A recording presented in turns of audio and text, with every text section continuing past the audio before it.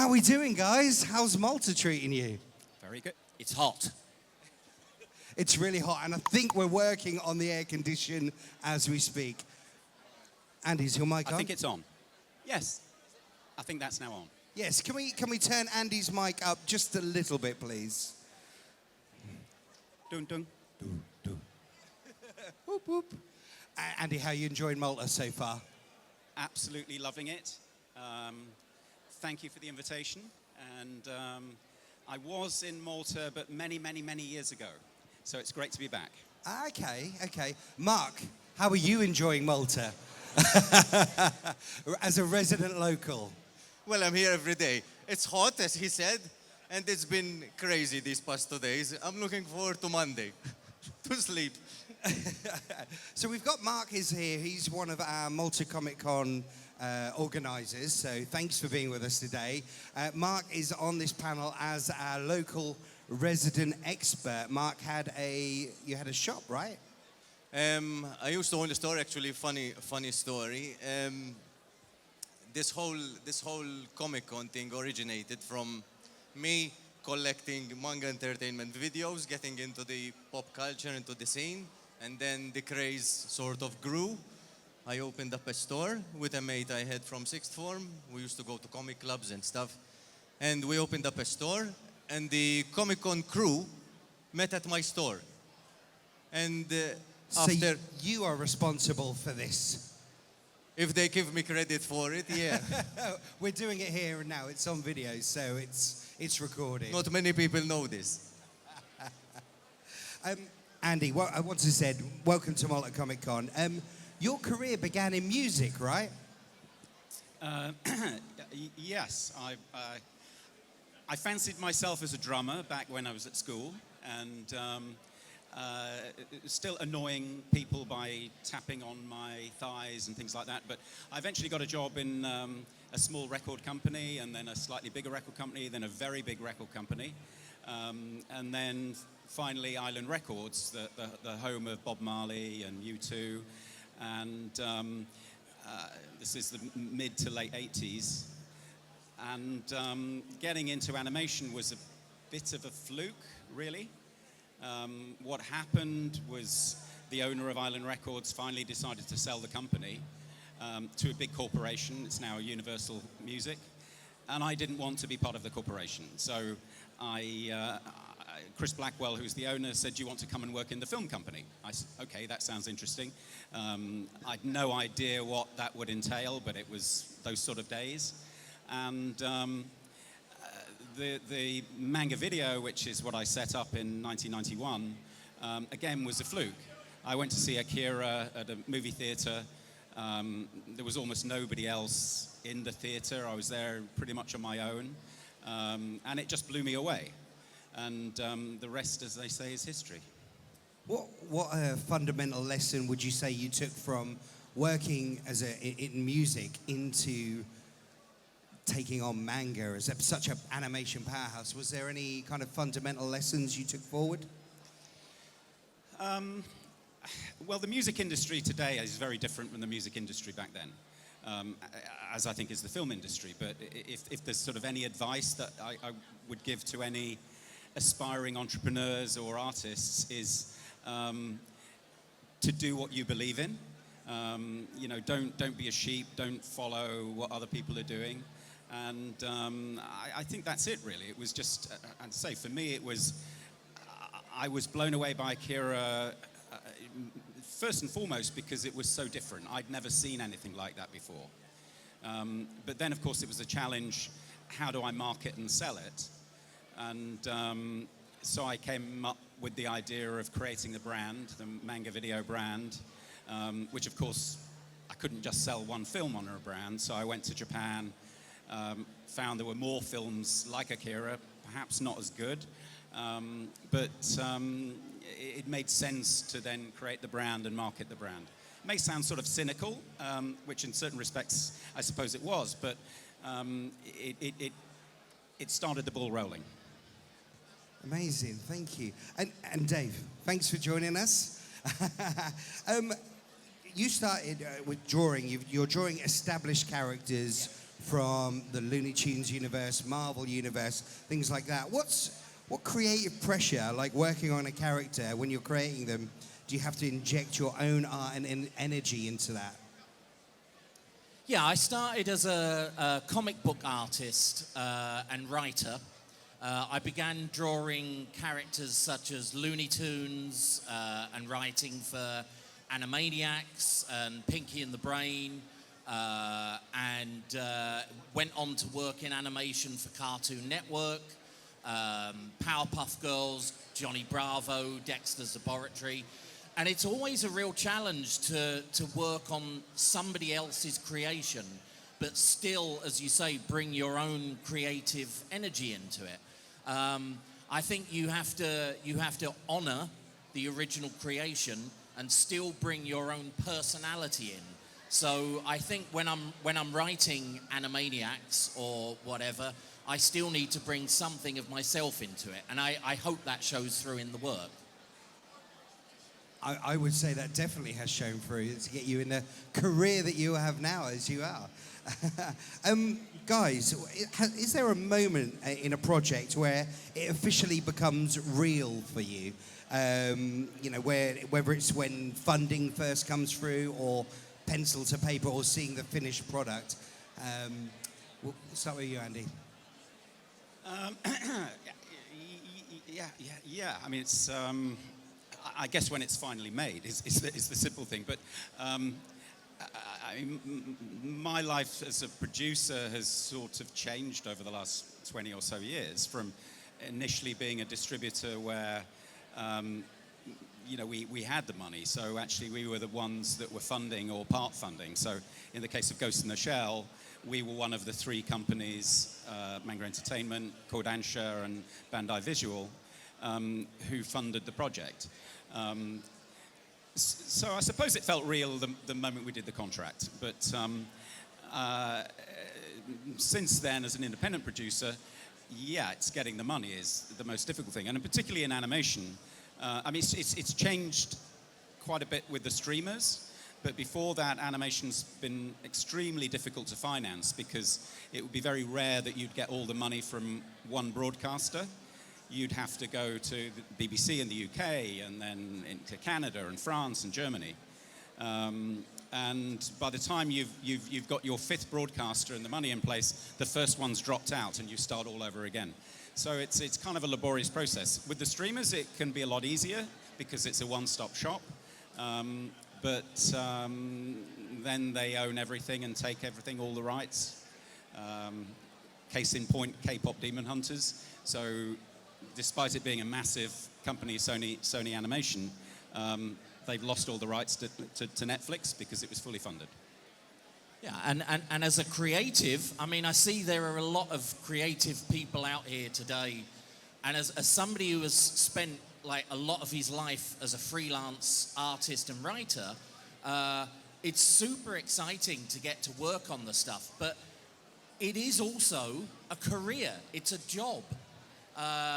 And you have to be disciplined, and you have to work very hard to get the work. So as a creative, and this might sound really cynical, but the job becomes real when the money comes in, because you're trying to pay your rent or your mortgage, or you have bills to pay. And that's a really boring answer, but it's actually the truth. You are working to live as well as to create. We love what we do, but we also have to live. So it's a super important balance to find as a freelancer or as a creative of any kind.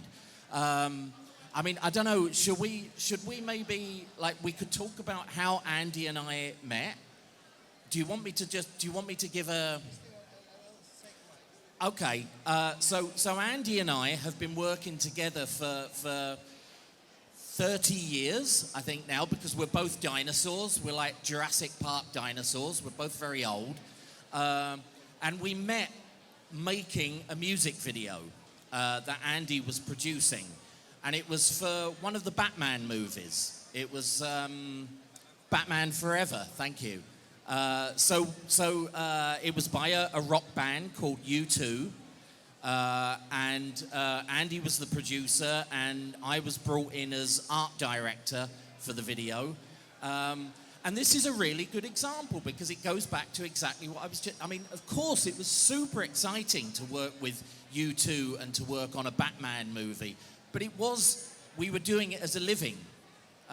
It was our business to do this. So it's that balance between the things. It's super important. Do we have the clip lined up? I think we're going to try and show you the song from Batman Forever by the rock band U2, which is called Hold Me, Thrill Me, Kiss Me, Kill Me. And we'll tell you a bit more about it afterwards, maybe. Yeah, so while the guys are now scrambling, I remember when this video was being released, and it was teased for, it felt like about a month in the UK, and it was on Top of the Pops, and they were like, in 3 weeks' time, we're going to have this video, and I think everyone tuned in to see it. It was a thing. It was teased because we were still making it. All the way to the bitter end. Here we go. Let's have a look.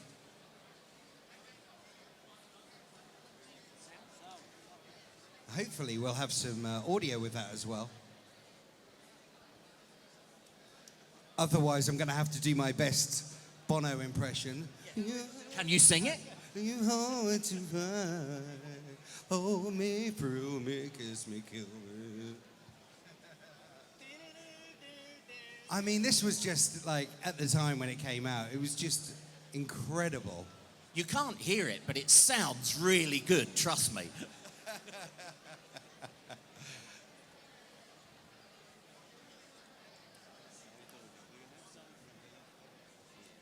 And when you're working on a project like this, so you're having to obviously include lots of video from the movie as well.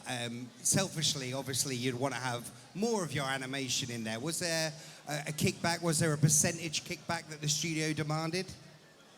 I mean, actually, it was more the other way around because I had the call from Paul McGuinness, who was U2's manager, and he said, was from Bono and the band, and they wanted to do an animated video, or part animated video, in the style of Frank Miller.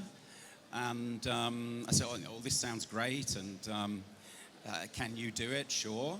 And then he said they'd already agreed a world premiere on MTV on May the something, whatever the date was. And I looked at my calendar, and it was 6 weeks. Now, anyone who's worked in animation knows that's no time at all. So actually, it was sort of on the contrary, well, maybe we can do 2 minutes. But also, I said, the only way we can do it is a certain style, but also knowing how bands are, that they want control over every little thing. I said, look, they can sign off their own designs, of their character designs. But after that, they have no more approvals. Otherwise, we can't do it. And the band were very gracious. Manga had its own internal little studio at the time, and with some very talented people, including Sean Mayer, who ran the studio. So Sean initially did some character designs, but they were just not right at all. So I said, I just can't send these to the band.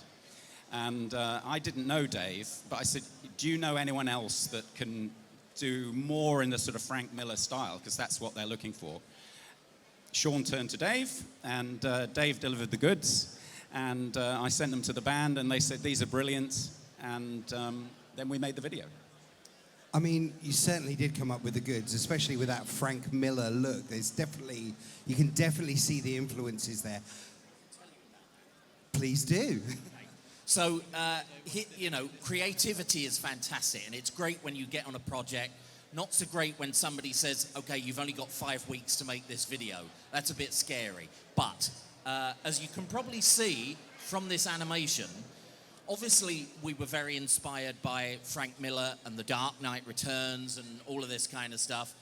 And I remember we were standing in the studio on the first day of production, and the animation director literally had his head in his hands at the front desk saying, I just don't know how we're going to make this. I don't know how we're going to do it in 5 weeks. And I said to him, okay, I have an idea. Now, this is all the animation you see in this is old school analog animation. There's no CGI. So it's all hand painted. No AI either. Every single cell is drawn and painted by hand. So I said to the director, why don't we put all of the characters in kind of Frank Miller style shadows so they're all in black? And the reason for that is that when the cells are turned over to paint the colors on them, then all we have to do is paint everything black.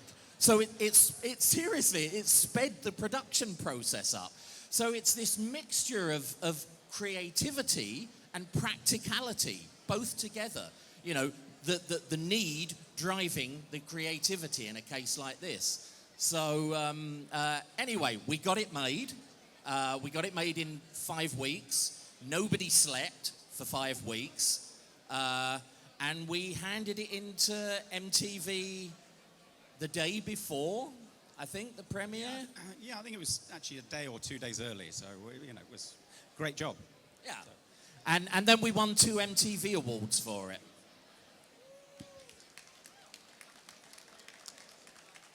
And very well deserved indeed. And I mean, both of you coming from, well, Andy, yourself coming from a music background, getting to work on a project like that must have been great. And Dave, I know you're just a huge music fan as well yourself with all your vinyl collections. So if you go and check out Dave's Instagram, it's full of like crazy vinyl and stuff like that. So make sure you're checking that out. Guys, you've both been, all of you actually, have all been very successful in what you do. So from running businesses and running stores and things like that, and now working with Comic Con Malta. Can you describe the single biggest door closing moment in your early career? So, you know, so you have to succeed upwards sometimes. And I know for me, people were talking to me about Comic Cons and DJing, and they were like, I don't think that's a thing. And I was like, no, I had a few issues trying to get over that, and here I am now traveling the world. So sometimes you can fail upwards. Let's hear some of your stories.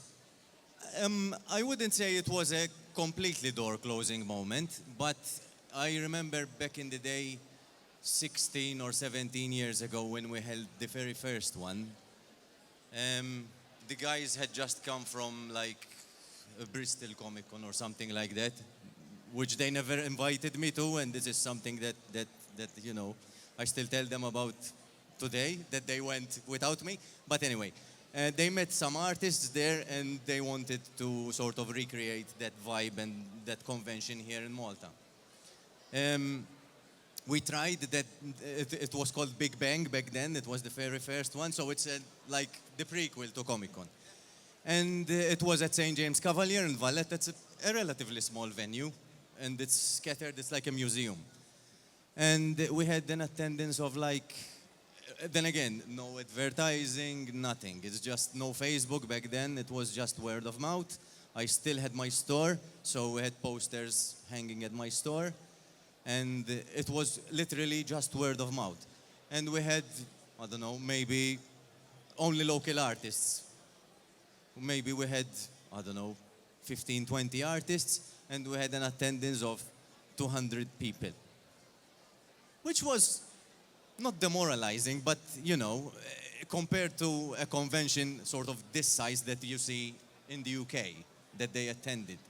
And then coming to Malta, and you get 2 people in costume. 2 people in costume, you know. One of them was a paper bag with holes on his head and a bin lid. That was me, by the way. And a bin lid. So that was one of the costumes. But we sort of soldiered on. We kept on. We were in St. James for another, I don't know, 6 years maybe. And it expanded every year. When we got out of St. James, again, funding was, St. James was a free venue because it's government owned, so it was supplied free.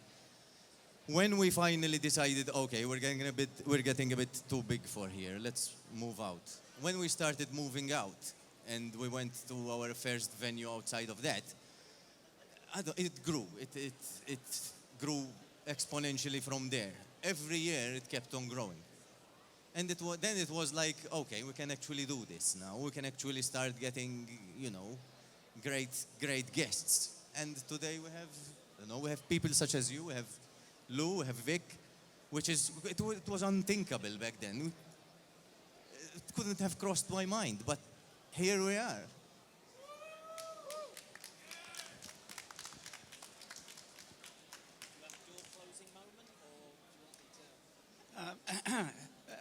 Well, you know, sort of hindsight. I mean, personally, I kind of prefer to look forward than back. But I suppose, given it's there on the table, and I suppose most associated with Ghost in the Shell,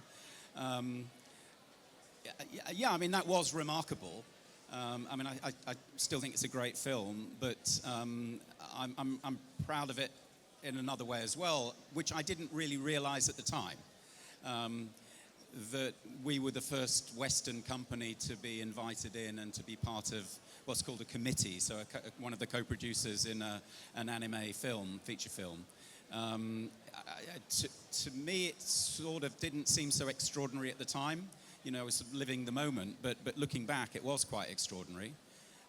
So I suppose that, but just before we hand over to Dave, think about looking forward, and it touches on some things that Dave said earlier, is, and I think it's sort of useful advice for any aspiring, whether it be producers or writers or artists.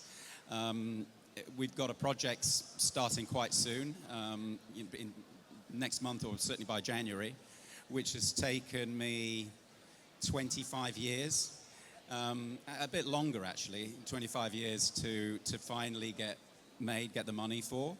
And that is my life's work, because it's an animation series that's set against the backdrop of a fictional but true-to-life record company, and there's, you know, lots of great music in it and artists and so on. So it's drama comedy with lots of music.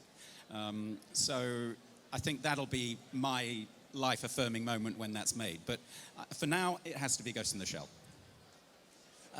Yeah, I can definitely talk about a door closing moment in the comic book industry when I used to work in comic books.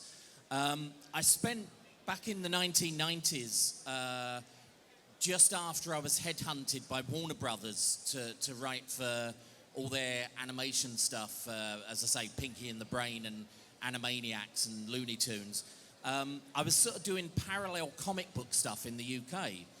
And there was a huge movement in comic books at that time in the 90s for creators' rights, for artists and writers being by the big companies like DC Comics and Marvel were beginning to give creators' rights a lot more to creators at that time. You know, financial participation in their series and stuff like that. But the one area that it hadn't been done in was humor comics. And so with a friend of mine, a guy called Ian Ellery, we began to set up a British humor comic, which would have been called Oh No, with 3 exclamation marks. And we spent about a year developing this crazy comic book, and it was going to be a kind of middle ground between, if you know British humor comics, if you know younger readers comics like the Beano and the Dandy, which I've also written and drawn for, but if you know the younger readers comics like those, and then at the time there were also a lot of older reader humor comics like Viz, like the kind of really sort of scatological and sexual, and it was pretty adult stuff. So we were trying to come up with a comic book that sat right in between those 2 kinds of comics. And we created with Fleetway Publications, who were a big British publisher at the time, we created a pilot, a dummy copy of this comic book. And it went out and it test marketed all over the UK. You know, we did market research for it, and the response was phenomenal. The kids were going, wow, this is great. You know, like 12, 13-year-old kids. It's a bit like Viz, but without the really rude stuff, so my parents will let me read it. And at the other side, it was younger kids going, oh, that's kind of cool. My older brother will want to read this. So we really felt that we had identified this incredible spot in the marketplace. And as I say, we had incredible talent involved with it. People that you wouldn't believe from mainstream comics. I'm not going to mention people who were involved with Watchmen or V for Vendetta, but they were involved. We also had a guy, you can probably see stand over there, David Leitch, who has created, he's very well known for a character called Psycho Gran, and you should check out his stand over there. He created a strip for us as well. So we had this amazing lineup of talents ready to go. And the publishing company, Fleetway, were like, wow, this is going to be so huge. And myself and Ian, the co-creators, we were going to be millionaires from it. And then guess what happened? Fleetway Publications was bought out by a media tycoon called Robert Maxwell, who's a bit like Rupert Murdoch, if you know who Rupert Murdoch is. So a big media tycoon guy, Robert Maxwell. Absolutely corrupt dude, really nasty, nasty guy, but he now owned the comic book company. And then he died a mysterious death. He went overboard from his yacht somewhere hot, might have been Malta. And it's still a mystery to this day whether he was murdered or whether he committed, sorry, this is getting quite dark, or whether he committed suicide. And so Fleetway, we actually had our launch party. We were so close to launching. We had the launch party. There were going to be buses driving around the UK advertising the comic. We were this close to launching. And then Fleetway said, oh, the owner has just died in mysterious circumstances. And every new comic they were creating was all put on hold. There was going to be a companion title to 2000 AD and a new football comic, all different kinds of things. And the whole new line of comics died at that moment with Robert Maxwell. And so I guess I would have to say that's my biggest ever closing door moment in the industry. But you know what? I'm sorry, we're getting back into advice for would-be creatives here. You learn from every failure, every single failure. If you want to work in the industry, you will fail again and again, and doors will be closed, and people will say, your work is not right, you're not what we're looking for. But, oh no, I can't swear, can I? There are kids here. But I would say, I'll keep going. The people who really succeed are the people who don't listen to the word no, and they ignore closed doors, and they push through those closed doors. So if you're a would-be creative, that would be my advice, with my ultimate closed door moment. Wow, yeah. And After that, so as well, if we have any audience questions, please pop your hands up. We'll run a microphone out to you in just a moment as well. Also, if anyone has any information on the mysterious death of somebody, please make sure we're speaking to the local authorities about that.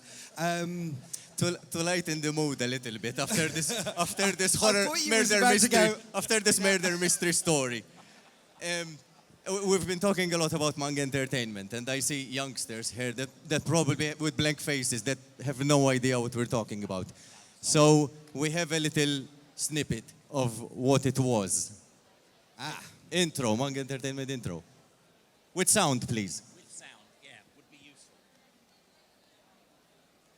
Everything's always better with sound, isn't it? Oh, look, that's us. Video call, please. And just a head up, Tim Perkins' workshop is about to start as well. please. Now we have sound, but no picture. You can't have your cake and eat it, man. So this time we have sound. Now we have the windows. It's coming. Hey. Can you start it from the beginning, please? Did you choose the audio, Andy? Celtic Frost. No, actually, it was our, I don't know what you'd call him, production manager, Lawrence Guinness, who chose that. And he'd been a film editor or video editor. So I just sort of said, look, put together this clip of a kind of amazing stuff.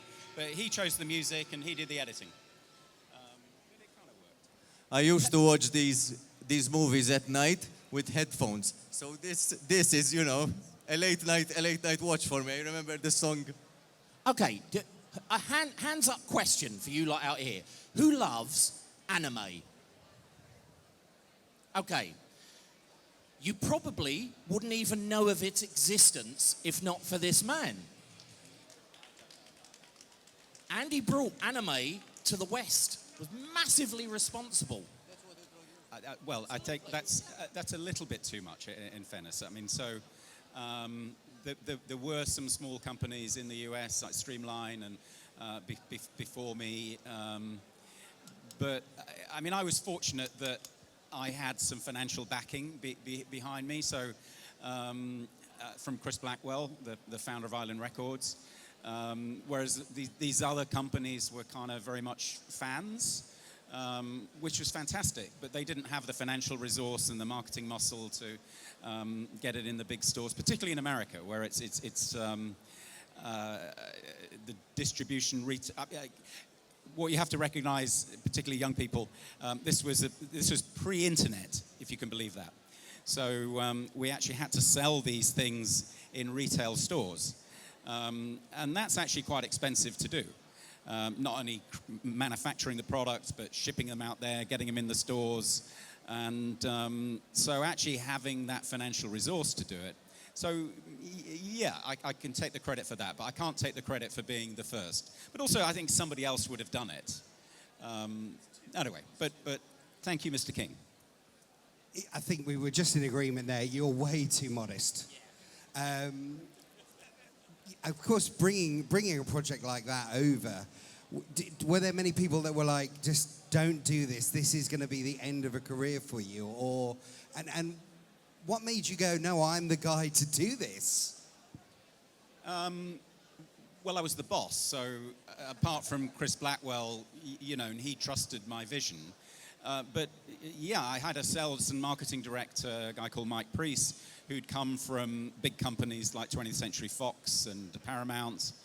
And he told me, this isn't going to sell. Simply because at the time in the UK, but it was true in America and other markets, but in the UK there were two retailers, Woolworths and WH Smith's, that accounted for about 90% of all the videos sold. So if you couldn't get your videos into those two retailers, he said, you know, forget it. And I had a different point of view. So I said, let's start with the record retailers, which at that time there were a good few thousand in the UK. And I think they'll support what we do and tell them we're not going to sell to WH Smith's and Woolworths. So it's just a bit of psychology. And then we started to sell into comic book stores, which nobody had sold videos there before, and into gaming stores. And yeah, it's just finding your market. But something that Dave said earlier, just don't say no. Don't be easily persuaded that you can't do it just because somebody tells you that that's the case. Yeah, it definitely made Manga the kind of rock and roll kids on the block being in the music store. So it was punk rock, wasn't it? Yeah, it was an absolute genius move. We talked about you're working on a project at the moment. It's taken 25 years to fruition. And this question goes for both of you, really. Working in the industry for quite some time now, what are the major differences? I mean, Andy, you would have been going backwards and forwards to Japan, literally taking those flights. Dave, I guess, sending West Coast, yeah. Can you explain some of the big differences in technology and how you're working at the moment? Well, specifically in anime, I mean, I left the anime business for quite some time, but got back into it in 2019, so 5-6 years ago. Initially which is to do with technology, and on a project that I'm still working on, which is an immersive exhibition for Ghost in the Shell, which I got sort of pretty close, but it's, anyway, some obstacles, let's say, so that's on a back burner. But then I recently produced or executive produced what is now the world's first virtual reality anime film, which is based on the Mobile Suit Gundam franchise. It's called Silver Phantom, that was launched on MetaQuest last October. And I think next month it's going to be on PlayStation. So that's a very big change in technology. And I mean, how that was made, but it didn't come without its own set of difficulties, let's say. Yeah, I mean, the biggest change really is, I think, mostly a positive thing. And it's really obvious to say, like, I'm going to be Dave the Obvious by saying this, but the internet is the biggest change that I've seen in the industry.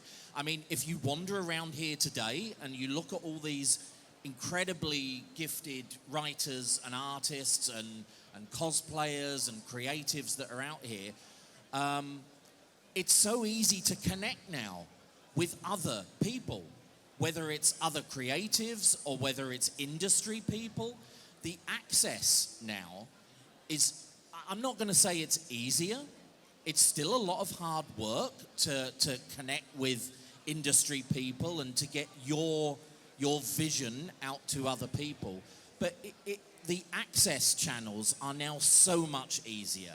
Not the access to the people, but the access channels. If you want to be a creative and you want to try, you want to reach out to the head of an animation company or the head of a comic book company or whatever, it's so much, the access now is so much, the routes are so much easier because everybody's on Instagram or LinkedIn or TikTok or whatever, or Artstagram or whatever they're on. These incredible routes to getting your creativity out there, I think now is the biggest change, and it's a very positive change. Yeah, brilliant, thank you. Guys, so I've done many panels before, and one panel that sticks out to me the most is that somebody brought up a taxidermy animal to be signed and gave it, and then to give it as a gift. I know, crazy. Now, I'm looking here. Mark has got these incredible videos, and we have a Manga membership card there. Have you guys had to sign, or what's the craziest gift or craziest thing you might have had to have signed that sort of kind of really sticks out in your mind? Andy's like looking there, he goes, I think I know, and Dave's already nodding, so. Well, I told Mark, who I only met last night, which was great, and he showed me this Manga club card that he's had since last century. But actually, I mean, I haven't been asked to sign many things. As a producer, you're not in the limelight, and I prefer it that way.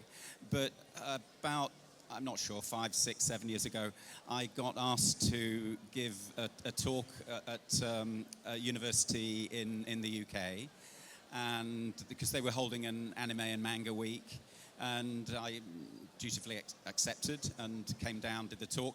But before the lecture talk, the organizer asked me, we're getting some requests for your autograph, which surprised me. So, okay, fine, we'll do it after the talk. And given this is so many decades after my life in anime, and by and large, the market that the films that we were releasing was kind of aimed at teenage boys, 15 to maybe 20-year-old boys. The anime market, thankfully, has expanded way beyond that, but that was sort of the core market at the time. And so, in my mind, I was expecting to see some 15-year-old boys coming with their autograph, and they were in their 40s. And of course, I just had to do a kind of time leap, and of course they were in their 40s, because this was now 20 or 30 years later. So I kind of had to stop smiling, because I wasn't laughing at them, I was more laughing at myself. Yeah, I can definitely answer this one. So I worked, for about 10 years, I worked with Cartoon Network UK. And I used to work on shows, as I said earlier, like Powerpuff Girls and Johnny Bravo and Dexter's Laboratory. And I did a big event with Cartoon Network UK at the Millennium Dome in London. And it was a huge event that Cartoon Network were doing, a big sort of live event. And if we had time, I would tell you. Does anybody know the banana splits? my guys. La la la la la la la la la la la la. Right, yes. So I was a banana split. I dressed for a Cartoon Network promo. I dressed as one of the banana. That's another story. So, I thought of this costume thing because what I'm about to tell you. So we're at this huge event at the Millennium Dome, and there's thousands and thousands of people there. And suddenly, this person, and to this day I have no idea who was inside the suit, but if you remember the series Cow and Chicken, Cow, you know, with these huge udders I mean, it was really rude. It was an incredibly rude series. Cow with these great big udders sticking out. Somebody came in a full cow costume. It was gigantic. And they had this little kid with them. And the kid sort of led Cow up to the front. And I was doing some like drawings, like live drawing things and everything. And the kid goes, "Excuse me, my cow says, can you sign their udders?" And I have to say, these are words I never thought I would ever would escape from my lips, but I stood in the middle of the Millennium Dome in London with a big fat black Sharpie signing the udders of Cow. Definitely the strangest thing I've ever signed. Dave, at least you didn't have to sign the red guy's butt. I'm glad that's what you said. I was expecting Mark to ask for something to be signed there. Actually, I had to sign a thing as well. Yeah? Me, back in, like, I don't know, second Comic Con or third Comic Con, we had a comic book out. Me, Chris, and Fabio, the president. So the organizers of this wonderful event. Chris wrote, Fabio drew, and I colored. And digital colored. And we sometimes, you know, people will buy it and can you sign it for us? I always used to say, you know, it costs 10 euros. If I sign it, it'll probably cost 5 then. Appreciation. Andy, I was surprised to hear you say that you didn't expect anyone would want your autograph. Now, I think in attest to what Dave was saying earlier, how the internet has been the biggest and best part of our jobs in expanding everything.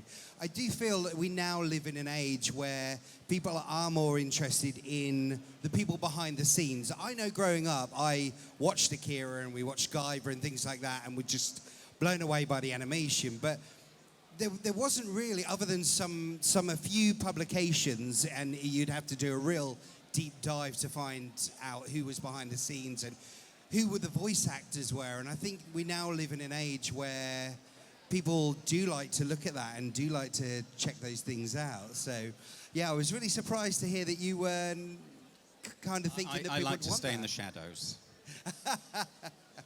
This is very unusual for me to be up here. But anyway. And on the subject of technology moving forward, we'll broach that AI discussion. How do you feel about AI in the industry at the moment? Do you welcome it for some uses, disregard it for others? I mean, I feel like AI can't replace the soul, but it's certainly there. I mean, it's obviously it's a very hot topic. In fact, Dave and I were talking about it this morning over a cup of coffee, and he hit the right word or phrase, I think, is ethical AI. But I like, it's a tool. Where certainly it's wrong is where it's, you know, machine learning that's just stealing other people's work. That is completely wrong, and should be stopped, prevented. But where I like to compare it with is the early days of hip-hop and sampling, music sampling.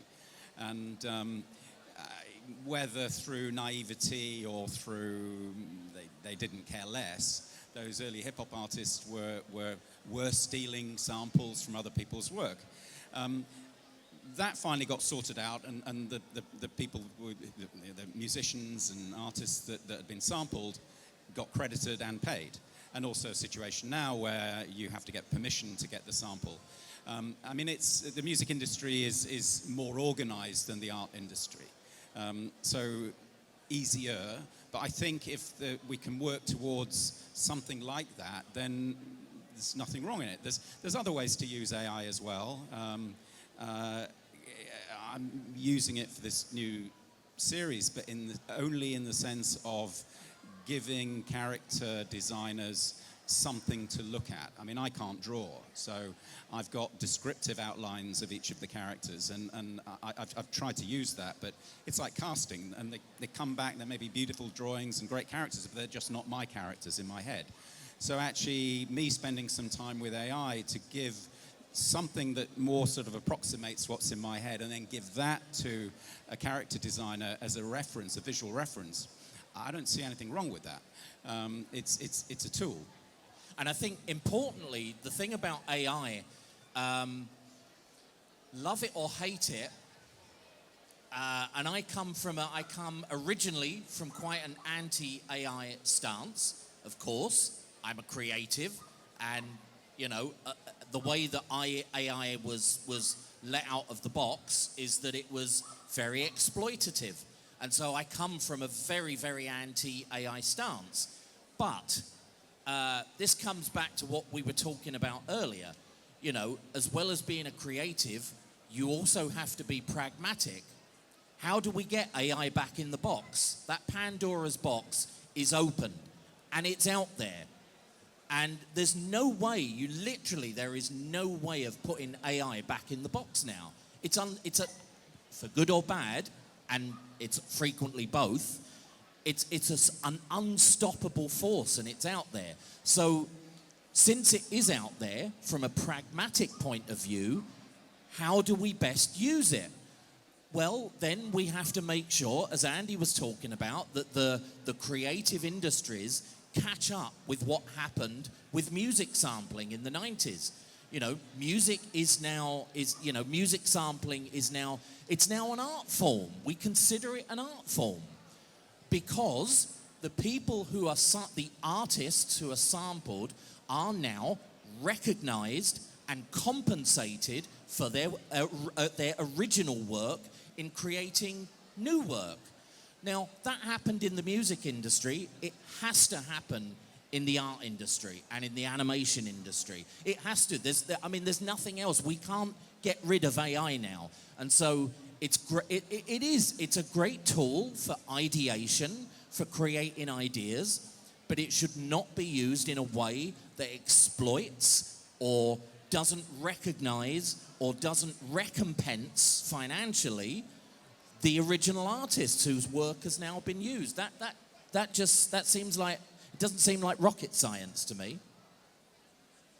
No, you're absolutely right. It needs to be fair. And yeah, AI does certainly emulate certain artists, doesn't it? And looks at certain genres for sure. Did we have any questions from our audience that are out there? Any burning desires that we want to ask, or have we done our job here today and covered everything as well?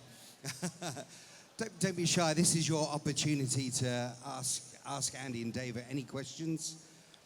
No, we've got some shy ones here in Malta. I'm sure you'll all open up a little bit later on.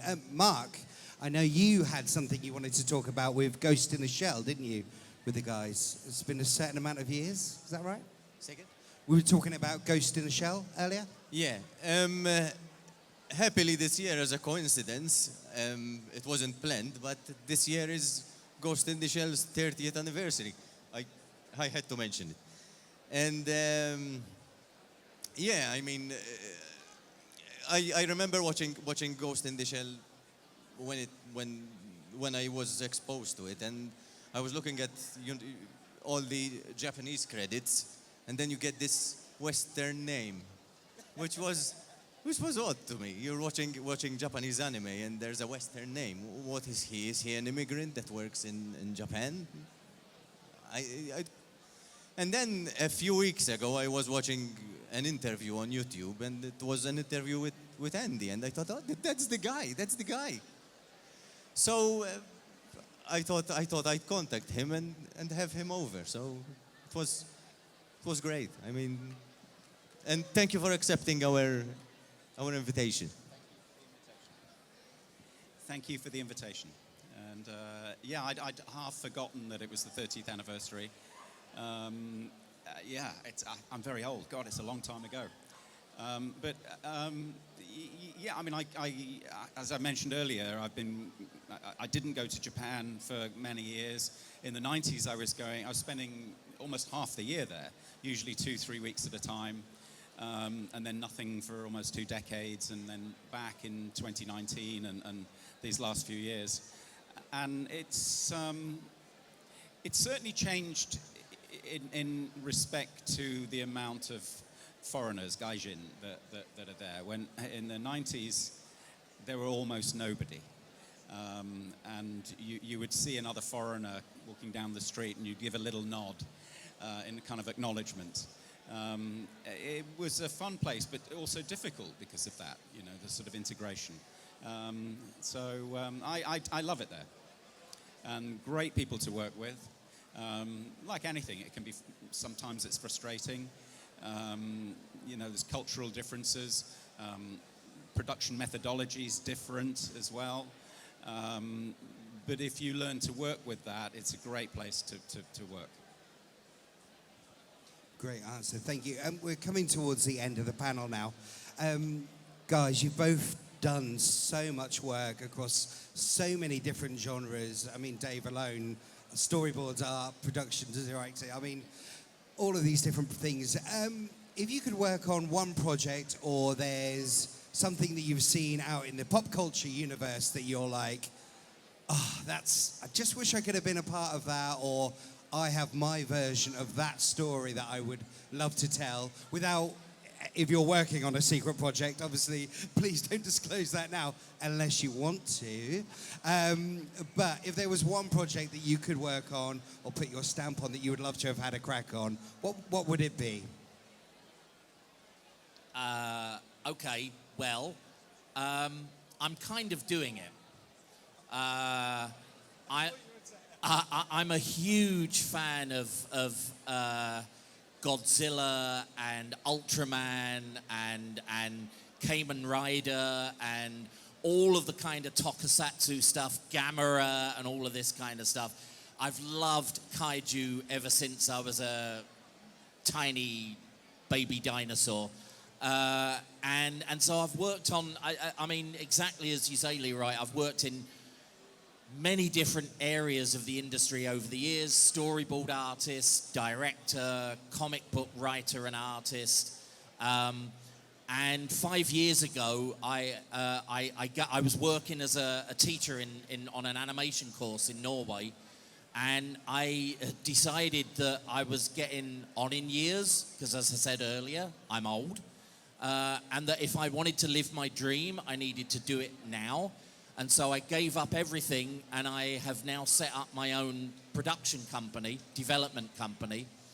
And so I am currently developing 2 feature films, one of which, and as I said to you last night, here's another phrase that I never expected to issue from my lips. I am well into development on a live-action horror movie with a Bollywood star.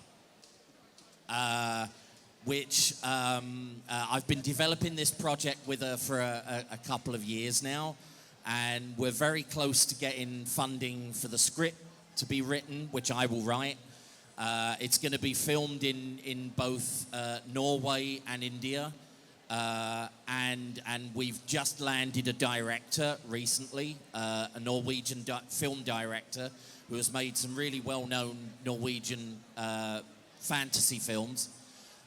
So there's that project, and simultaneously, I'm also, to get back to the Godzilla stuff, I'm developing an animated kaiju feature film, which I have just recently, I got the funding to write the script, and I spent a big portion of last year writing the script for it.